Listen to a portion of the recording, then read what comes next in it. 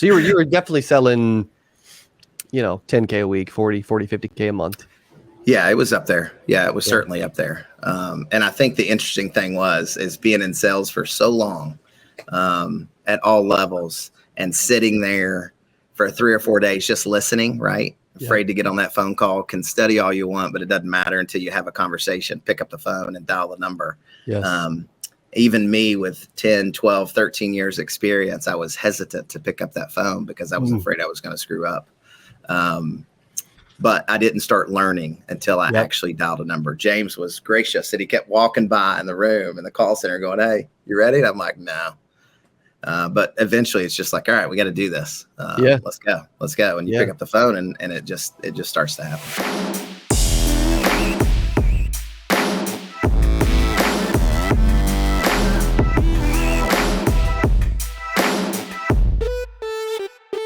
Hey, welcome back to the CA Power Players Podcast. I got a special guest today, man. Someone I love hanging out with. You guys know where you're like, dude, there's this one person in your life that you just like hanging out with. You like seeing, you like being around. That's this cat. Welcome to the channel. I think for the first time ever, Mr. Chris Travis. Thanks, Cody. Appreciate that. Yeah, buddy. I love hanging out with you too. Dude, I thanks, man. Appreciate that. There's some synergy there. College basketball players. There's just synergy. Yeah, that's right. No, so let me kick off with that. Well, why is it that athletes make the best business people? I mean, or do they not? Yeah, I think it can go both ways. I think there are some athletes out there that don't have to work very hard. Unfortunately, was not one of them. So I guess that synergy comes from, especially in the collegiate level, you just can't show up. If you show up, you're going to be exposed pretty quickly. You could get away with it in high school sports. I don't care what level it is in college. You can't get away with it without working hard, being in the gym, putting in the time. Totally. No question about it. Well, you've had a lot of success in the short time you've been in the industry. I want to talk through some of the stuff you got going on, some of the things you're doing. But for those that don't know you, man, I'd love for you to share your story. Chris is with Croft and Frost, running the insurance division, Emerald Life. I'd love for you to share more of your story and really what brought you to here, and then the success that you've had with insurance. I mean, there's a short version, long version, raw version, PG version. Whatever you want to share is cool with us, man. Okay, whatever is perfect. Yeah, totally. I mean, I grew up in Tennessee. Been a Tennessee guy most of my life. Played college basketball, which I think while we relate a little bit there, worked hard in that area of our life. Right out of college, I knew what I wanted to do. I knew I was going to be in sales. I have a unique ability of connecting with people and building a relationship really, really fast. And then as JD Frost says, I'm the cement of our business. I can be molded in a bunch of different areas. And so I like it. So that means you're molded, not walked on. Correct. Yeah. I think people can think it's happening, but I'm actually, it's happening to them. That's right. While it's going on. I like that. Yeah. So right out of college, I knew sales was going to be something I would be in. And so I sold copiers door to door for 3 years in Western Carolinas in the mountains. Is that like in the mountains of Western? Is that like Pursuit of Happiness, Will Smith with those big? Totally. It resonated. For sure. It resonated because I was selling $15,000 to $100,000 copiers door to door, just knocking on businesses, walking in, trying to sell it. Wow. Was it like a 3-year lease or something? Or yeah, so we would lease most of them 3 to 5 years. Yep. And the goal was just not necessarily sell it on the front end. It was create a conversation, get a demonstration, let them use one for free for a few days, and show them some things and get them loving it, and then work a deal. And then come back and just remove it. And you're like, and take it away. So as we both know in sales, you take something away, I'm going to come back because I don't want to lose it. That's cool. So I did that for a few years, and that was my first sales experience. And wow. I didn't love it, but I knew I was good at it. 25 door knocking cold calls per day, trying to set up 3 demonstrations a week. And it was a numbers game for me. I did it every single day for 3 years and was President's Club every single year selling copiers. And and knew that's not the career I wanted, and soon moved into med device sales. And so was in medical device sales from 2007 until 2017. In the OR, consulting with surgeons, orthopedic surgeons, vascular cardiologists. And I think that's where I started to refine the country boy in me, just being able to have conversations, sit at dinner tables, drink a glass of wine, and understanding those things and how to appeal to those types of people. And so it was a good run. It was a lot of fun. Yeah. And then insurance. Well, no. Yeah.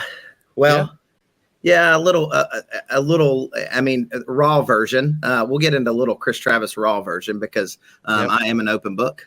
Okay. 10 years of my life. And I don't know if many people do this on here, but I think it's part of my testimony and part of why we're sitting here today and why my wife and I have gone through what we've gone through. But for 10 years, from probably 2010 to 2020, I lived another life that she didn't know about. I traveled around the country, appealing to surgeons, and infidelity entered our relationship. We've been married 20 years coming up. And so congrats. 10 years, she didn't know about it. And then in 2020, she found out. I came clean with everything and went away for a few months and just had to figure out me. Faith-wise, I thought I was a believer my whole life. I grew up in the church. My parents were my youth pastors, and I adopted their faith, but didn't have it for myself. And when I was away for 3 months, she wrote me a letter, and she said it was an honor to be in this position because for the first time in my life, I'm able to walk my talk. And she had never been tested her whole life. She's had a pretty perfect life, and I gave her the ability to be tested in her faith. And so that took us from Chattanooga, losing med device jobs because of what I chose to do with my life. I lost jobs and we were out of money. We had a massive house on a private golf course and we almost lost it. And that leads us to why we're in Vero. I developed a relationship with James Whitley and Grant Doherty at 10X when I worked for JD the first time. And most people don't know that. I was with JD 18 to 19, and he had to let me go because of my lifestyle, and best friends for 13 years. And he was part of the catalyst because I was out of options for my change in my life, both personally and professionally. And so being part of the cement that I mentioned, I'm the cement that holds relationships, that keeps them, that I don't burn bridges. And so I just continued to talk to Grant and James. And they reached out to me when I got back, and Rochelle and I started mending our relationship. She showed me grace and mercy, and they said, "Come to Vero." And it was interesting to come to Vero because I didn't really know where they lived. And for about 6 years, Rochelle had been coming to Vero with her parents, a small little beach town in Florida. And she had told me years before if I could move to the beach, I would love to live in Vero Beach. And continuing that relationship with them. And it came up, that was my only option. We were out of money, almost lost a house. I spent everything I had to get a U-Haul, pack it all up, come to Vero for an opportunity to sit in a cubicle, make 200 to 300 phone calls a day with a headset on, selling final expense life insurance. Something I never thought I would be doing because I had lost all pride in my life. And so that was probably the last piece of pride, ego that I had in me, because I was always a high level seller with a high level product. And to do that, I wanted to really prove to myself, hey, are you a sales guy? Can you really close? And if you can close final expense life insurance, you're a salesperson and you can close. True. So year of 2020, was it 2020? 2021, sorry. I jumped in with Grant and James, and had 4 months left in the year, and I made President's Club in 4 months. And because I just dove in, I'd show up every day at 8:30, I'd leave at 7, and it was 200 to 300 phone calls a day, and just figuring out how to take my typically longer sales cycle that I've had in my career and try to make that happen in 2 or 3 minutes. And there were often times I was on the phone with people with my personality, and 5 minutes in, they'd be like, why'd you call me? And it's just like, all right, let's go. We are where we need to be. That's cool. So, yeah. And so that was a year. And then went fishing in Montana with JD Frost, who I was with before. We were starting to rekindle our relationship. And he said he needed somebody to lead his sales teams on the tax side. And on the life insurance side. So we have offices in Chicago, headquartered in Chattanooga, Emerald Life, which is our third foundation of what we base our firm on, is protecting and building tax-free wealth. And so I've been there a little over a year. So running sales teams, so figuring that out and loving every minute of it. I work remotely in Vero Beach, Florida. He allowed me to stay here, which is awesome. Yeah, it's amazing, man. Well, dude, thank you for sharing all. That's pretty amazing. How much did you have to sell in final expense over the phone in, as you said, I think 4 months to earn that? I don't know the exact number. I would assume it's around 150, 200,000. I believe. I'm sure James has still got that Excel spreadsheet somewhere. Yeah.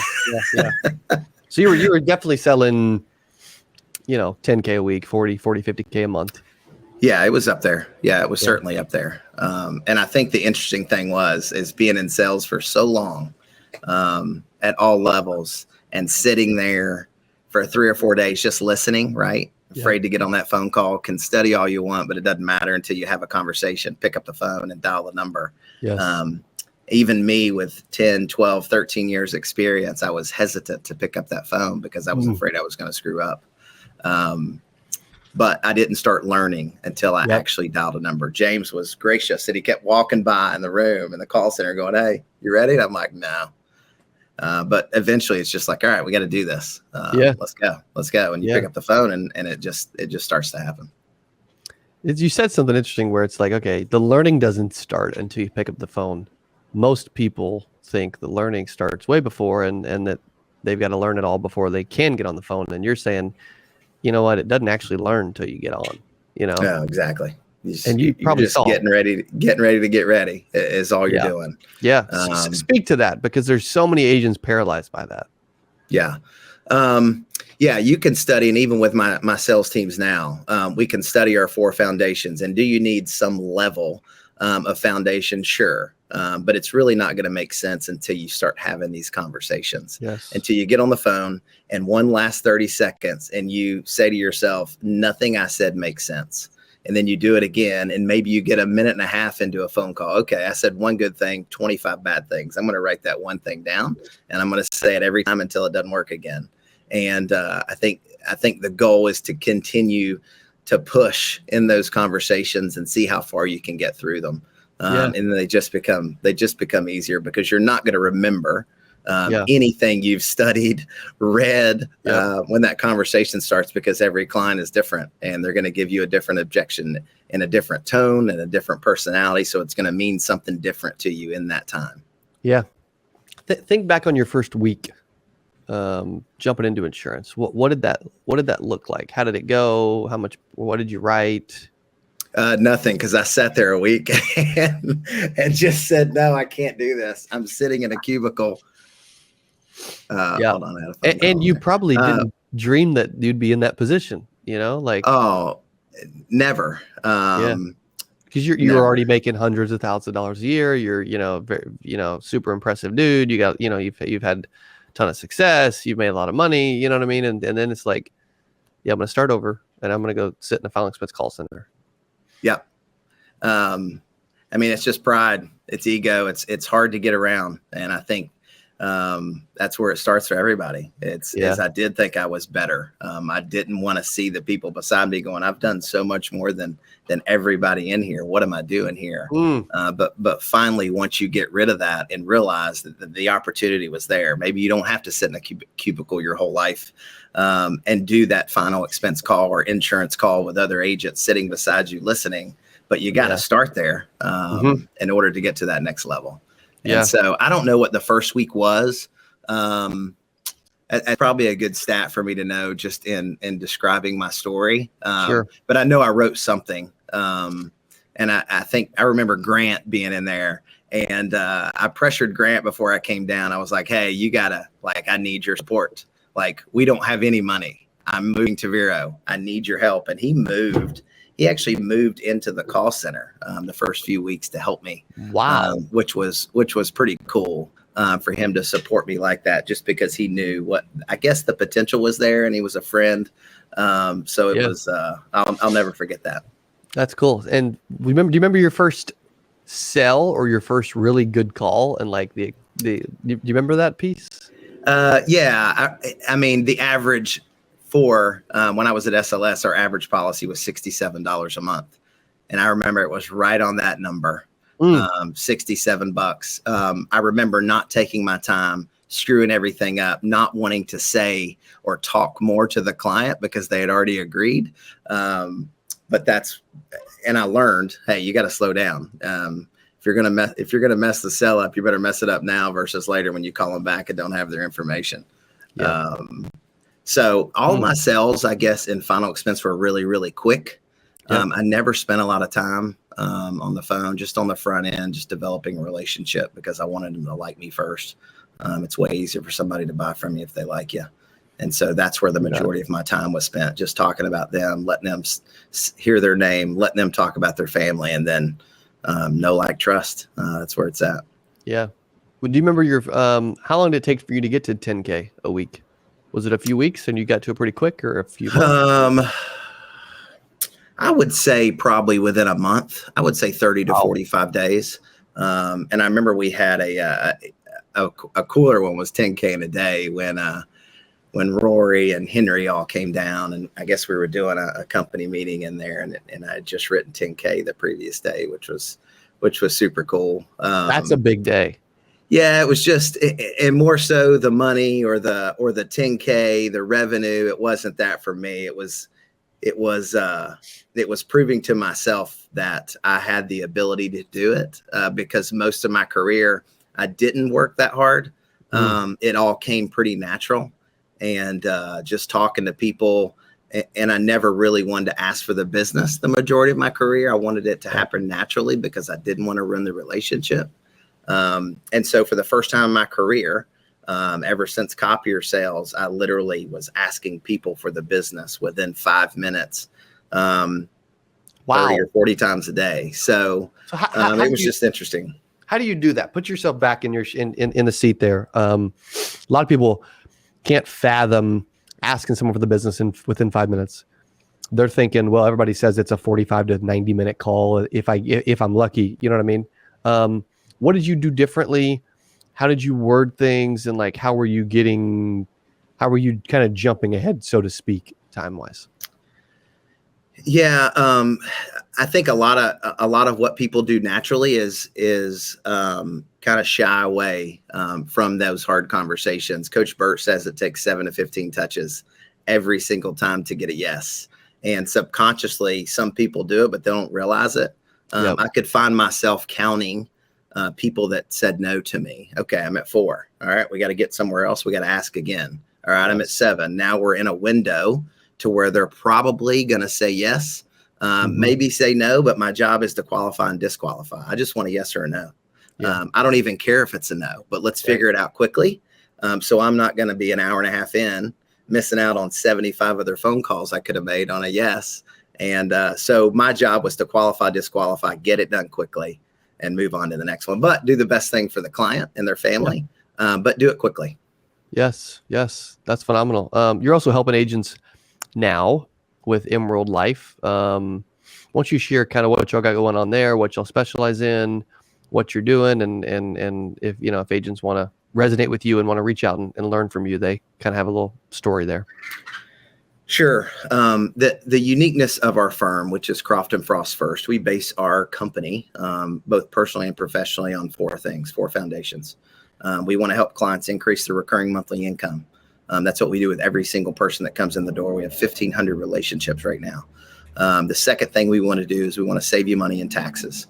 We have very unique strategies that allow us to do that for both anybody making $100,000 to high net worth earners, $750,000 to $1 million or more. Yep. The third thing we want to do is we're Emerald Life comes into play is we want to show our clients how to protect their income, building tax-free wealth, cash value policies. We believe that that's how the wealthy get really, really wealthy, is becoming their own bank. And then the fourth thing we do is show you how to invest in yourself and others, creating passive income. We've got several funds that our firm owns and runs itself, which allows people to invest in and create impressive returns for themselves. And so I would say the benefit of working with Emerald Life, you just don't have an insurance company. You just don't have policies you can write. You have the ability to make money in other areas. So if somebody wants to buy life insurance, hey, who does your taxes? Have you thought about these strategies in order to impact your business and your legacy? How do you save money in taxes? Are you speaking to your CPA 3 or 4 times a year because that tax code changes every other day potentially? So we want to understand who you are. So the ability to not only make money in your life insurance business, which may be your 100% in there every day, all day, but having side hustles that go along with your everyday work. You don't have to do anything different. You just got to create conversations. Yeah. And so that's probably the uniqueness, the most unique aspects of working with Emerald Life is having the ability to make more money in other areas, not just life insurance. I love it. That's awesome. Well, dude, this has been it's been fun, man, to hang out and get to talk to you a little bit about what you're doing, everything you got going on. If someone wants to learn more from you, talk to you, how would they do that? Where should we send them? I guess 2022. I'm on IG, Chris Travis 13. Cell numbers 423-290-2033. Wow. And if you want to email me, ctravis@croftandfrost.com. Boom. I love it. Let's do Chris, there we go. Chris Travis 13. Dude, thank you for being on. Thank you for your time today. Thanks for being part of the podcast. You are awesome. And thanks for doing this. Thanks, Cody. Appreciate you. Thank you guys for listening. We'll see you on the next one. All right, you have your license. What's next? I'm going to go over 6 things that you need immediately to make 6 figures your first year as an insurance agent. Okay, so as we go through each of these, I want you to be thinking about, okay, how do I implement those? Because if I have to have those to make 6 figures, then guess what? I have to implement them, right? The first thing is an agent.